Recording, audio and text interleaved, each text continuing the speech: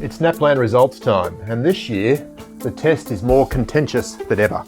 Australia, and Queensland in particular, has seen increasing numbers of students withdrawing from the test. And in addition, the way the data is presented makes it more difficult to compare school against school.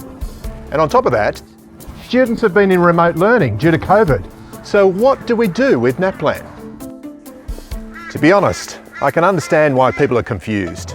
On the one hand, you've got politicians and the media saying that NAPLAN is the be-all and end-all of education. And then on the other hand, you've got other commentators like the Teachers Union saying it's not only a bad test, but also detrimental to students' mental health.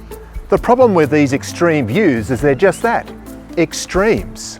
I think the reality is NAPLAN has some really good points and some really bad points.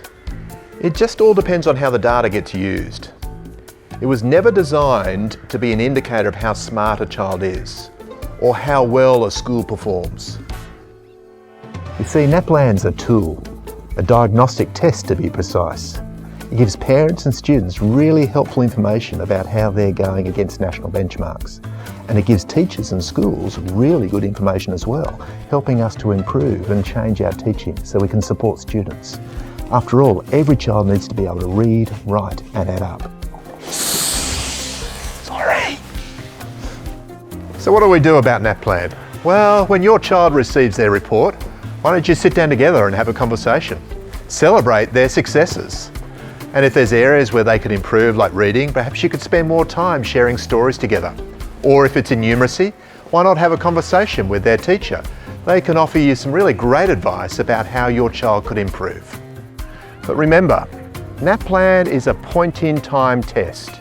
It doesn't measure everything. There is more to education than reading and writing and adding up, like the development of a person's character, their emotional intelligence, how good a friend they are, how good at sport or music they are. Thank goodness that there's more to education than NAPLAN.